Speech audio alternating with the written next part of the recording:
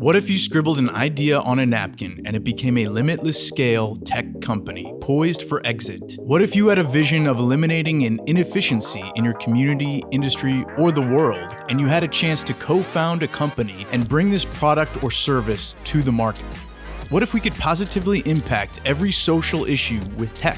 10x Tech Tank is the #1 daily show for everything tech entrepreneurship. And whether you are technical or not, you will learn, be inspired, and witness transformation in the making. People will share tech ideas on napkins. People will showcase minimum viable tech products. People will explain their cash-flowing tech companies looking for acceleration. And if the person is right, and their idea is right, and the market is right, and the business model is right, then there's a great chance you will witness some serious magic. We are on a mission to build, scale, and sell 10,000 tech companies in 10 years. And we invite you to make history with us. Together, we achieve more.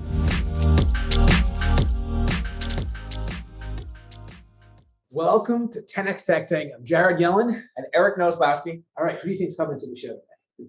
You know, that's our favorite part about the show, though, is we don't even know. Now, so I'm going to say we'll probably have somebody from New Zealand, somebody from India, and 2 people from America. Yeah, so I'll just throw it out there. So it's cool, though, right? Because they come from around the world.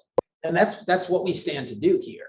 I don't know how much you know about us and the origin of what even led to this everyday show, Monday through Friday, 8 p.m. Eastern Standard Time. There's really not many shows that go live that often, but we committed to it and we followed through on it. And the results have been extraordinary. I mean, every episode, tens of thousands of views, press opportunities, co-founders emerging from places we never even heard of.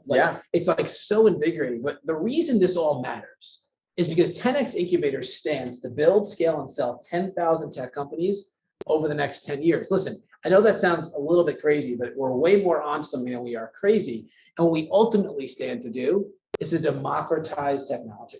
Give everyone a shot, regardless of their educational background or their skin color or their gender or their ethnicity, regardless of their pedigree or their track record. We want to give them a shot because if the right person shows up with the right idea and the right market and the right business model, well, there might be something there. Not always. It does require us to do a significant amount of due diligence, but there might be. So when we host this show, it's so that people that would never have a platform to pitch their idea now have a platform. And it's for you watching, because I can guarantee you, whether it's tonight or next week or a month from now, you're going to watch an episode and you're going to see someone that looks and sounds just like you. You're going to see someone that you can identify with. And then you're going to start believing in yourself. And you're going to go into that little black book that you have with all these ideas that you've written down that most likely will never evolve into anything because you're too afraid, you're not taking yourself seriously enough. And you're going to pick the one that matters most to you. And then you're going to head over to pitch10x.com and submit it. That's what's going to happen because you saw someone that you can identify with. So that's why we do it. We want to give people a platform that would not have a platform, or we want to motivate you to step onto our platform because maybe, just maybe, we can co-found a company together. So here's our ask of you, because this is not just a spectator sport. We need your support as we're hearing these entrepreneurs share their vision. If there's an idea that you love, you stand for, it excites you immensely, please do share in the comments below. And the same holds true if you're not excited about an idea. If for some reason it doesn't land, it doesn't sit well, it doesn't actually give you what you need in the domain that you're in, please share politely in the comments below so that you can influence our decision on taking the next step with the entrepreneur. So with that, let's see who's first in the tank. What's up? Jared Yellin here, and we have a huge announcement. Today is our 100th episode. 100th episode. I mean, think about this concept. It was a Friday afternoon. I was in a team meeting, and I said to the team, I want to launch a show. And they said, what's going to be the show? I'm like, well, it's going to be kind of like Shark Tank, just cooler. Like, what does that mean? I'm like, well, it's cooler because, listen, I love Shark Tank. It's the American dream. People have the chance to pitch their widgets and their gadgets and their companies and their services. But here's what I know to be true. The majority of the things on Shark Tank are not going to change the world. I mean, Scrub Daddy is an amazing sponge, but I promise you your life would be as luscious as it is today, regardless of Scrub Daddy, although it's a huge monumental success. I mean, over $100 million in sales is pretty remarkable.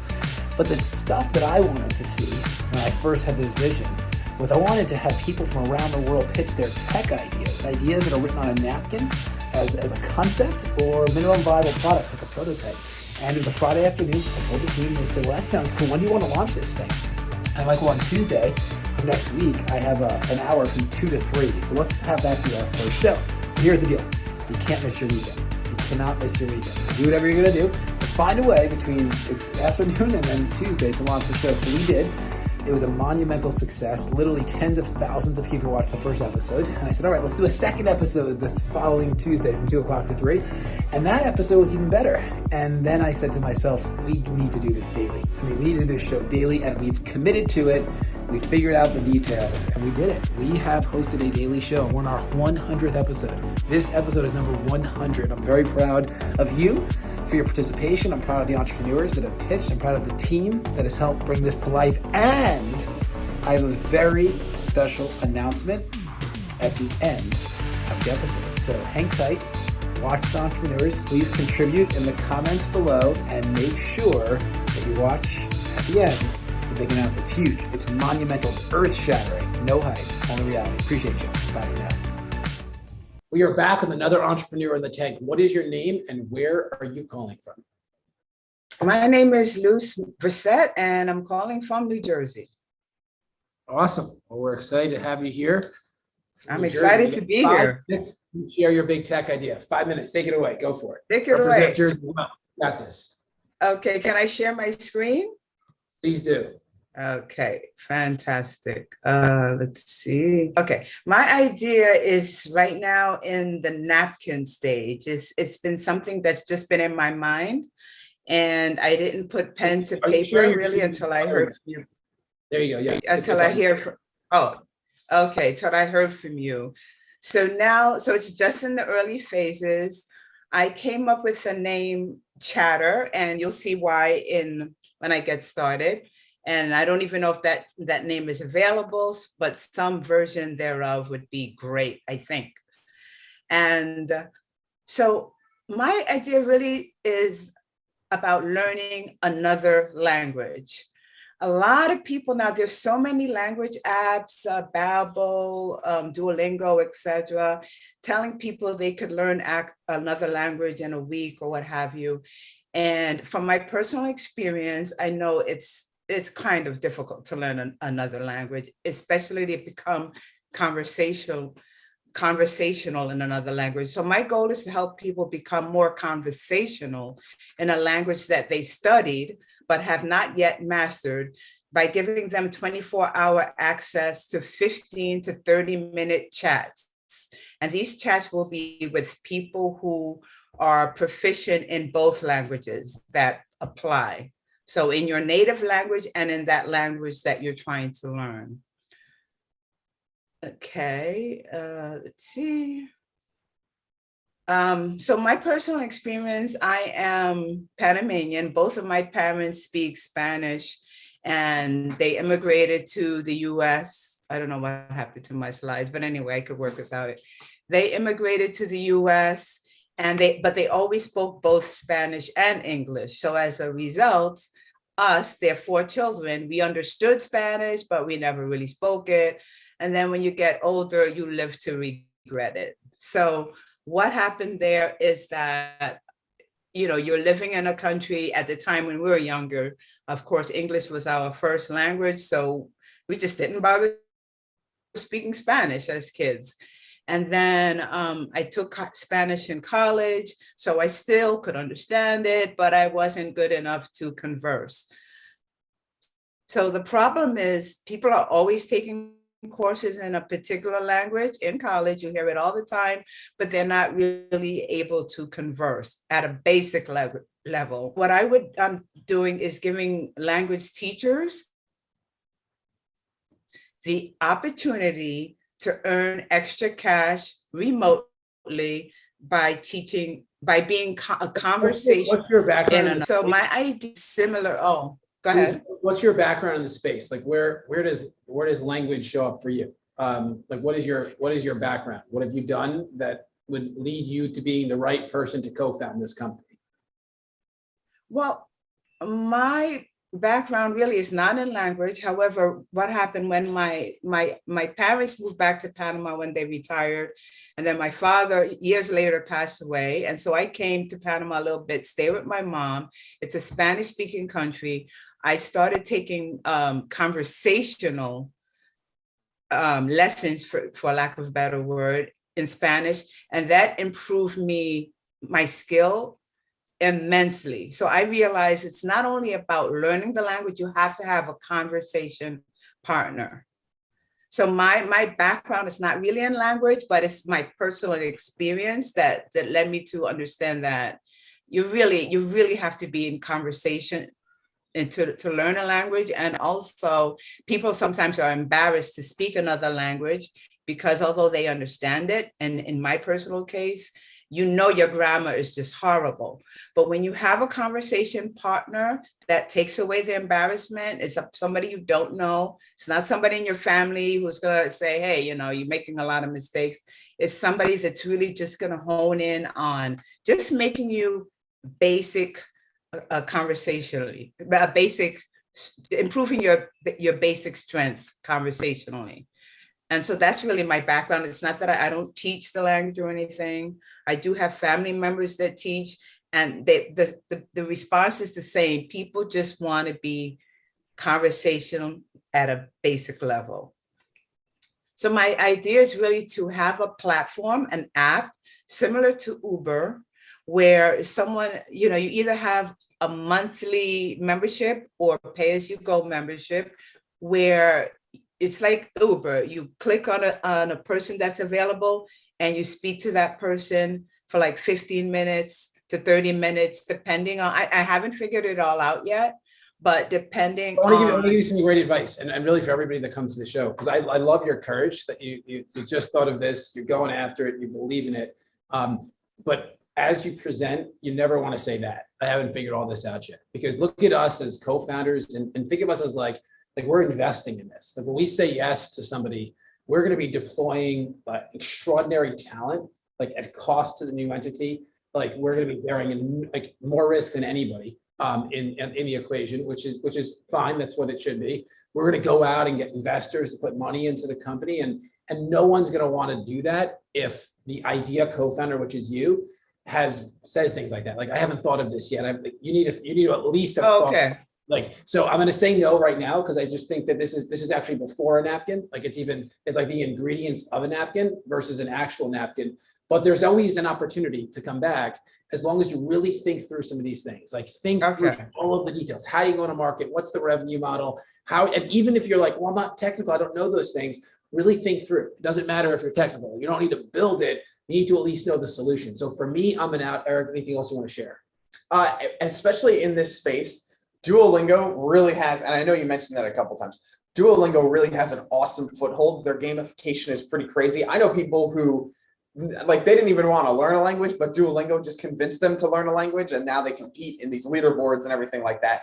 So I would just also recommend that if you're going to go up against Duolingo, you got to also come with a really awesome gamified piece, because that's what a lot of people are coming for. One of the things that you mentioned in your pitch was how you would have access to somebody for 24 hours for like those 15 to 30-minute chats. What would happen if one person says, oh, I would have time for this chat now, and then they drop off, and then the other person is just kind of left hanging? That user experience might not be the optimal way if you need to connect two people together. So like I said, focus on the gamification. This is a huge beast to go after, but I still commend you for your courage as well. You did a great job. Awesome. Thanks for coming. All right.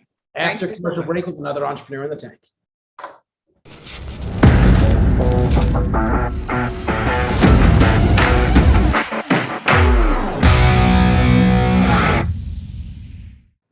What's up? Listen up. I'm so excited for you because you are interested in entrepreneurship. You want to participate in the project that shakes up the world. You're going to be someone that's going to watch our show on a daily basis. The show is called What's on Your Napkin, and I want to invite you right now. Just sign up on this page. There's nothing to sell you, just so we can notify you every single day when we go live. Monday through Friday, 8 p.m. Eastern Standard Time, we are live with entrepreneurs from around the world. And what they're doing with us is they're pitching us their tech ideas. Most of these ideas are on a napkin, on a piece of paper. It's a concept, it's a dream, it's an aspiration. And others are what we call minimum viable products. They're prototypes. But regardless of what they are, in the show, each entrepreneur has 5 minutes to share their vision. Listen, you ever watch Shark Tank? It's a fun show, right? Like, I love it. My kids love it. My wife loves it. But the one thing I don't love about Shark Tank is, for the most part, the entrepreneurs and the small business owners that are pitching, their ideas are not going to change the world. Like, they're cool gimmicks, they're interesting ideas, there's a place in the market for them. They're not going to change the world. Like, that's not going to happen. I'll give you a good fun example, right? You ever buy a scrub daddy? We have a scrub daddy, and I can tell you one thing, it hasn't changed my life. My pots are a little bit cleaner, which I very much appreciate, but I got big muscles. I could have got them clean anyway. Like, the scrub daddy's cool. What's even cooler though is the guy made over $100,000. Like, that's remarkable, but it didn't change the world. What we will show you on what's on your napkin will change the world. Like, you will see life-altering innovation. So what I invite you to do right now is to join us, watch the show. Watch the show at least once a week, and once you do, you're gonna watch it daily. Go and binge watch the show. I mean, we are deep in episodes. We have episodes, like, I don't know, at least in the hundreds at this point. So I just encourage you to go and watch some of that. All of the ideas that we eventually say yes to start in this place. Imagine having the chance to hear a 5-minute pitch from the founders of Google before Google was Google. Imagine having the chance to meet on a live stream the founders of Clubhouse, which is one of the most sought after social audio platforms in the world before it was Clubhouse. Like, just imagine you had the chance to sit down in your living room and watch on your big screen TV and get to know the originators of Instagram, the originators, the founders, the creators before it was Instagram. Well, that's what the show's about. That's what's on your napkin. This is your chance to meet the most brilliant entrepreneurs from around the world before they even do what they're committed to do. I want to make sure that you're part of it. So sign up on this page, we'll send you notifications, and I can't wait to see you in the next episode. All right.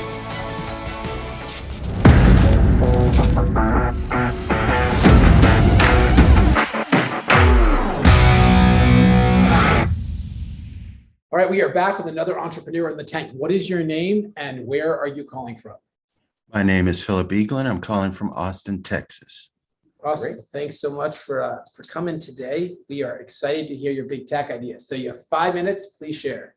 Okay, can you see my slides or should I share? Please share. Yep. Okay, let's see here. Yes, thank you so much. My name is Philip Aglin, and this is an opportunity I think that will not only bring new jobs and skills for especially Black youth, but create an opportunity to design voice-enabled chatbots. And I'll get into that. What is the moonshot?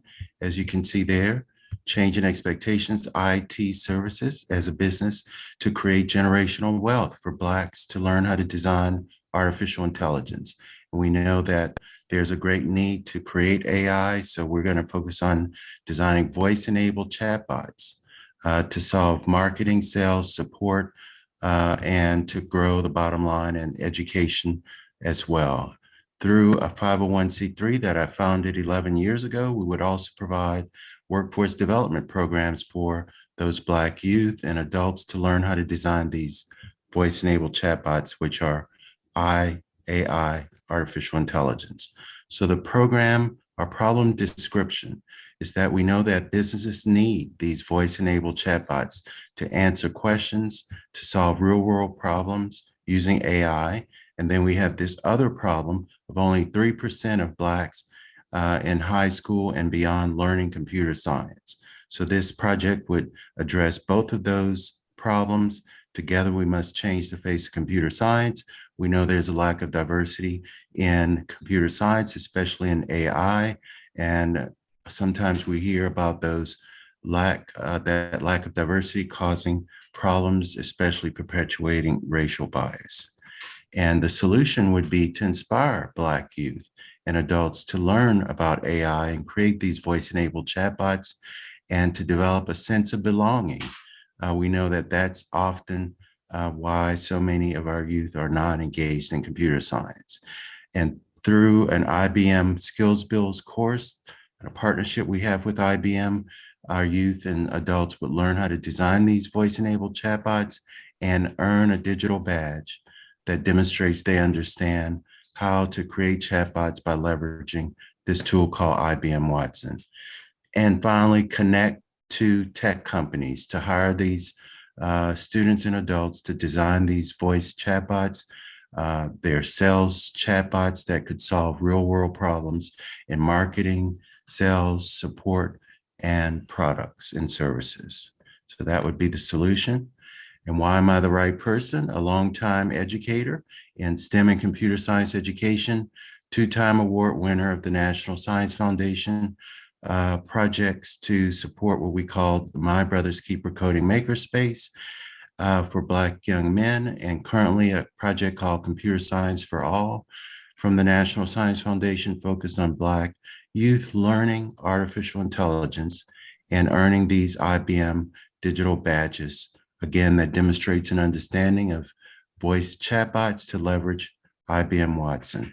And so the students in the coming spring semester will focus on designing chatbots to solve social justice problems. And again, as I mentioned earlier, that is what we know will help increase a sense of belonging if our students can design chatbots that they solve problems to address social justice problems. The economic model, IBM has an offer to partner with programs and people who are prepared through their micro-credentials. And so I've reached out to them for more information about that way of connecting to customers of IBM to actually implement these skills in designing chatbots to start earning money. And so that's an offer IBM is making, and I'm doing everything I can to take advantage of that for the students and adults in our program. Go-to-market strategy. I know you all are experts in this area. Really, number one is probably the one that would stand out. We have to create awareness of this as a workforce development program for Black youth and adults. Can I just in for a second? So what technology would need to be built for this to become possible today? Because I don't want to get this wrong, but it sounds like what you would like to do is you'd like to resell or remarket IBM's AI course, which is extremely noble, and I think more people need to know about IBM's AI course. Yeah. But is there anything that would need to be built as far as technology to make this possible? Yeah, so using IBM Watson, which we know is part of their cloud-based services, it integrates AI. Using that tool, we would design technology called voice-enabled chatbots, which are chatbots just like Alexa, Siri, but they are computer-based, cloud-based. They're not device-based like an Alexa.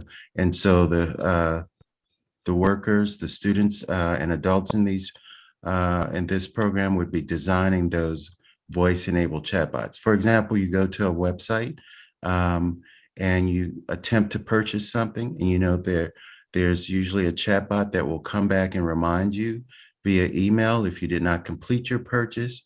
So we would add voice to those chatbots, which would make it, I guess, much more personable way of reminding someone. Is that possible through IBM Watson's course, or is that something you're going to have to build? Well, we've already built the voice-enabled chatbot component separately through our NSF grant. Through the IBM Watson Skills Builds course, they're designing the voice, they're designing the chatbot, but we've added a component of voice-enabled feature. And that's the technology that we've worked with the software engineer to start building, but certainly that can be improved. So the voice capability. How have you funded this so far? Have you gone out and raised capital? Have you pre-sold? Like share a little bit of how you got to this point. Yes, so that National Science Foundation project for the past 2 years has supported this work. It's been funded at $1.6 million from the federal government to spend 2.5 years through the nonprofit. And so our goal would be to create this LLC where we would actually hire and partner with customers of IBM to create these voice-enabled chatbots. So that would be the new component. So we have spent 2.5 years already, not quite $1.6 million, but that was the total amount of funding dedicated to this project. So a lot of work, a lot of. Like, where do you see us being what you need to really make this happen? Like, what, if you had it all your way, what does 10X Incubator do with you and for you? Yeah, so really this screen, I think, is where a lot of help is needed. How do we get this into the market so that there connections to customers who are seeking this product, and then helping us prepare more Black youth to design these voice-enabled chatbots to meet that customer demand. There's a report I have out of a group in Canada that indicates many areas in sales, marketing, where chatbots are coming on board, and support as well, live chat inbox. I know you all on Clubhouse, there are ways that chatbots are being used in Instagram. And so for all those people who are seeking to expand their social media reach, I'm sure there would be customers. So it's really a matter of waiting for IBM now to get back in touch about how we can connect to customers, unless your people could also help in that area. I'm sure you have a way of testing the market to find out where these chatbot services are needed. So certainly working with IBM and with your group, finding out where the demand is, and then preparing more underrepresented youth to design these voice chatbots. And give me a little bit about your background. So I know that you showed that slide, but like in the space of this, what is your greatest skill set? Like what do you bring to the table that is like your singularity? Like this is what you're going to do to ensure this happens. Well, my background is 32 years in education, from STEM education into computer science education. And it's really now, as we're being reminded, workforce development, which is what computer science education is.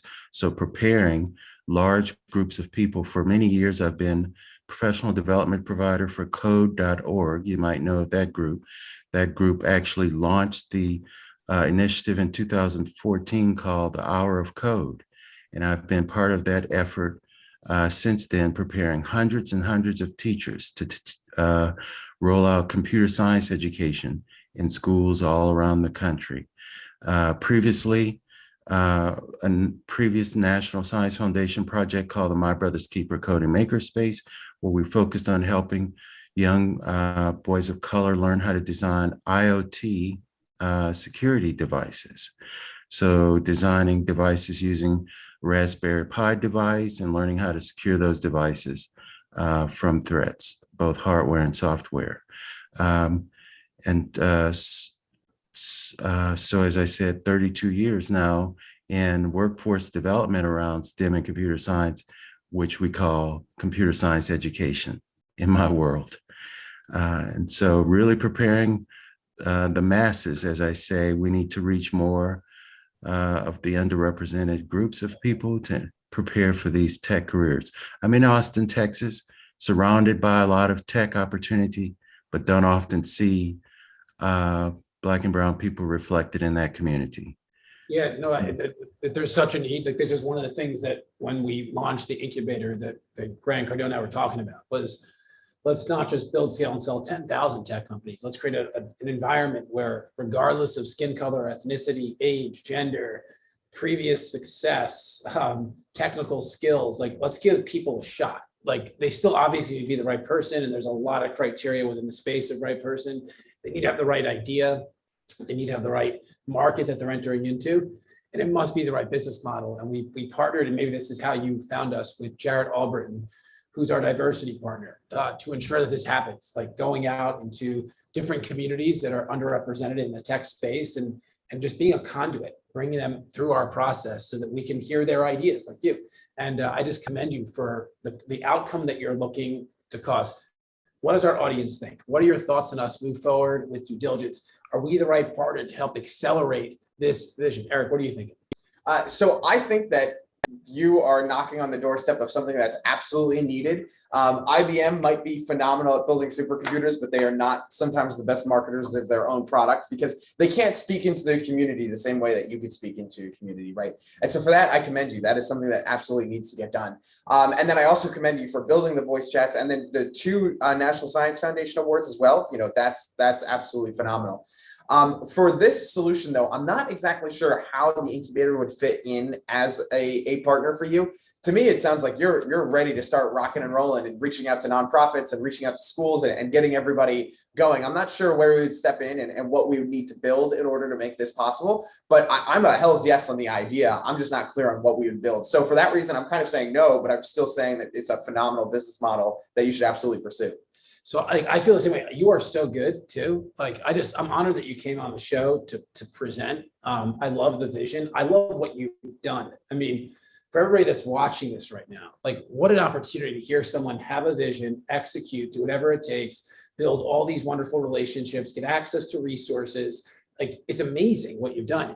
And what we stand to do is if we're ever going to get involved with anyone or anything, we're going to 10x what they're going to do fast. And when somebody comes up with a napkin idea, it's obviously doesn't take a lot to 10x it, but for us, we have to like 1000x it, so it's worthwhile. You just have a lot of headway at this point, and I don't know what we do to like 10x you. Like you seem to have the whole foundation set. So I'm a no because I don't know what we do to help you. If you still see a place for us to help you, then I encourage you to record a video, share it with the team member that reached out to you to schedule this. And then we'll watch it for sure because you're so good. Like you're amazing. I'd love for you to be part of our incubator. I just don't know how we help you get to where you want to get to faster. So I'm a no for that, but I'd love to be convinced otherwise. And I appreciate you for what you're doing. And I appreciate you for coming to the tank. All right, after commercial break, we'll have another entrepreneur in the tank.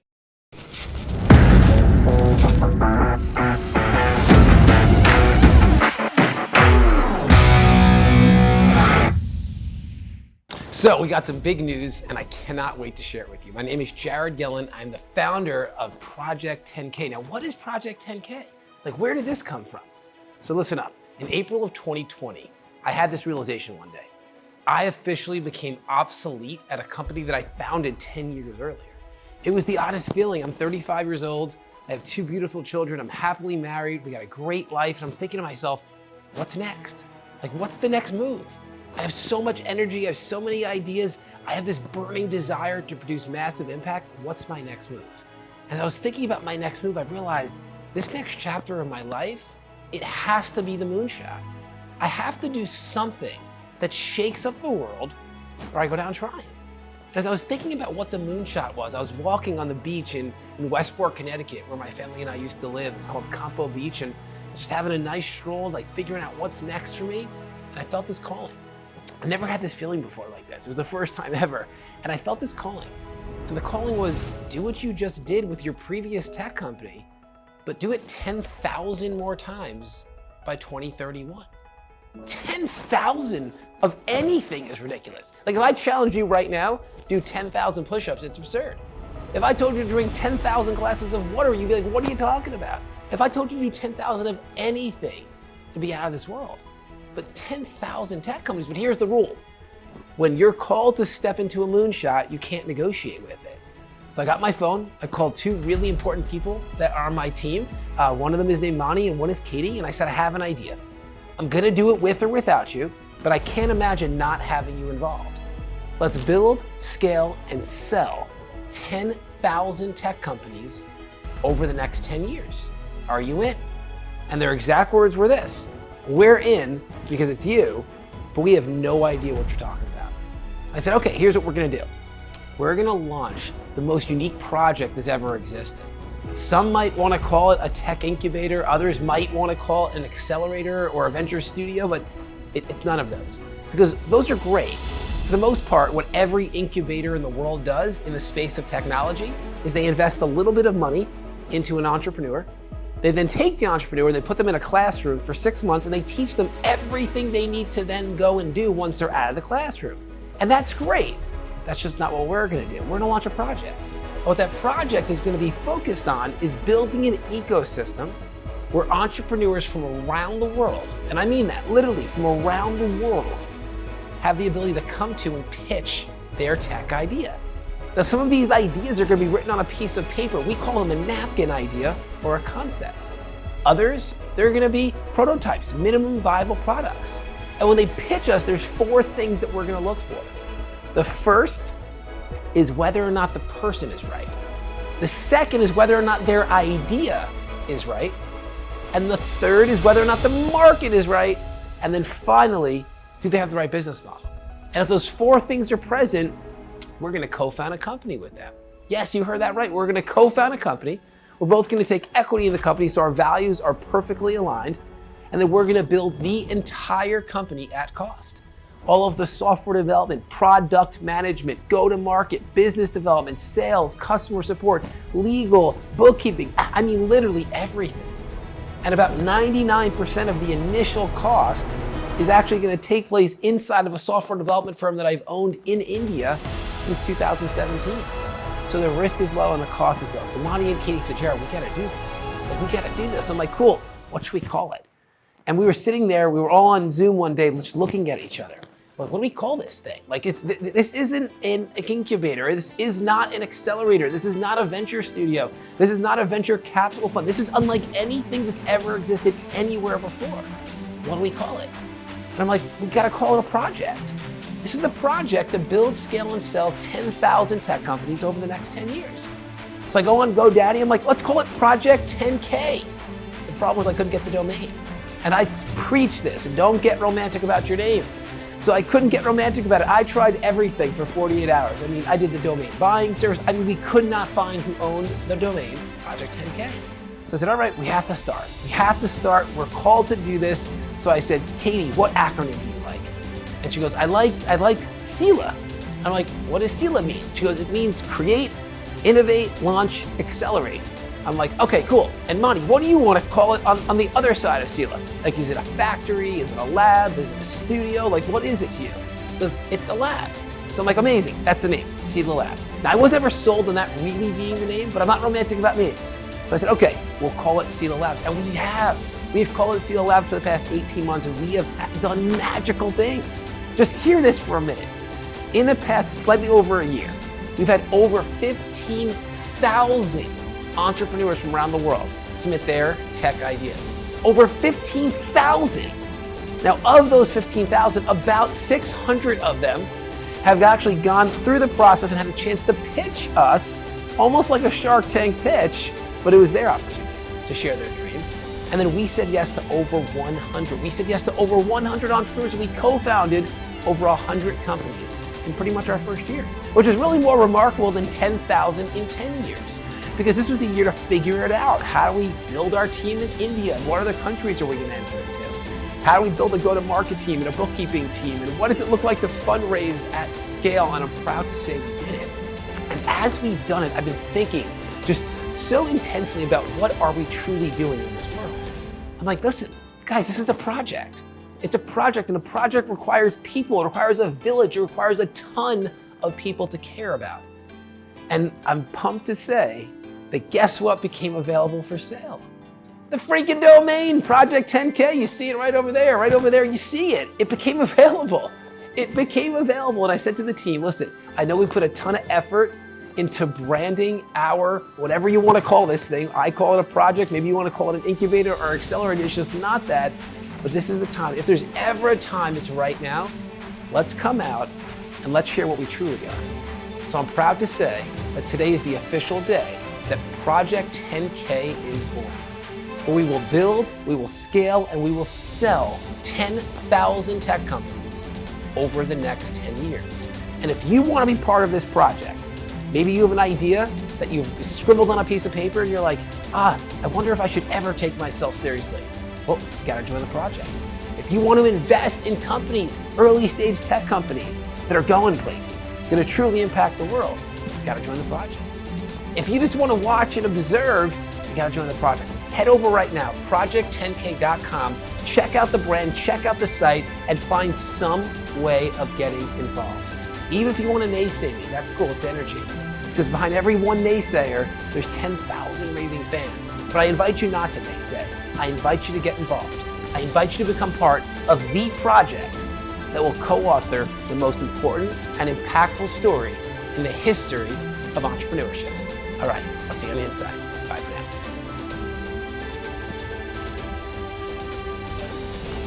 now. That was the first one. So that was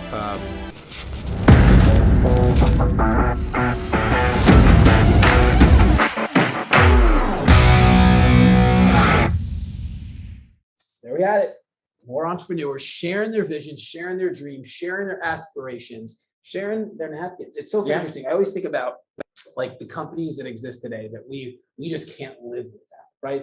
These big tech companies and even non-tech companies. And everything starts as an idea. It's funny, years ago, I used to go to different trade shows and conferences, and I know you've gone to many of them as well. And when I would go, I would never even think to myself, what does it take to set this event up? Like all these vendors, like I just pictured their booths just like falling from the sky and just landing perfectly in place with all their flyers laid out. And then I had to actually host my own experience. And I went to an event and I had to set everything up from scratch. I'm like, this is really intense. Yeah. I have so much empathy for these vendors that are standing there just hoping to get one sale. And I think that people in entrepreneurship don't realize like where ideas actually begin. Yeah. Like they just start as a concept. And the person that had the thought, they take themselves seriously enough to speak into it. Yeah. One of the things that we've learned now running an incubator that is radically changing the way that entrepreneurs exist in this world as we build, scale, and sell 10,000 tech companies over the next 10 years. So we've learned how to get attention and keep attention. And there's 3 things, and I want to share this with you right now. So as you're watching this, you could find a way to deploy it for yourself and ultimately deploy it on us so that you could potentially co-found with us. So the first thing is declare your moonshot. So for us, it's build, scale, sell 10,000 tech companies over the next 10 years. The second thing you need to do is what we call maniac action. So maniac action means you're taking so much action so quickly that anyone that's watching, they think that you're crazy, but also onto something. And then the third thing is you need to talk about it a lot. You need to talk about what you're doing a lot. Don't keep it a secret. And if you do all 3 of those things, which sounds simple, but the execution of it takes quite a bit of effort and commitment and confidence, you're going to get a ton of attention. And then you'll get our attention. And with our attention, it might just lead to you co-founding a tech company with Grant Cardone, myself, and the entire 10X Incubator team. So I hope that what tonight represents for you is an experience where you start seeing yourself as what we call a sexy tech founder. You start seeing yourself differently than you did prior. Like this morning, you woke up and you saw yourself for who you are, and now you see yourself as someone that has the ability to produce possibility. And that possibility is that tech company that you scribbled on a piece of paper that you've never taken yourself serious enough to execute on. So I invite you and I challenge you, and I want to give you a little bit of a push to submit your idea. Head over to pitch10x.com, PITCH number 10, and then x.com, and submit your idea. Let our team review it. It's free to submit it. We will then review it, and if we see potential, we're going to invite you to pitch us on the show. And that might just be the pitch that changes your entire life forever. I hope it is. I'm excited for you. Thank you for watching this episode, and we'll see you on the next show. Bye for now. Which napkin will become the next exit? Which MVP will evolve into a unicorn? Which cash-flowing tech company will reach the next level? Our hope and desire is that it's yours. Your idea, your MVP, your cash-flowing tech company. Now is your time. Head over to 10xincubator.com and submit your idea so that you get on the tank and give us the chance to transform your napkin into an exit. That's 10xincubator.com. That's 10xincubator.com. Let's go.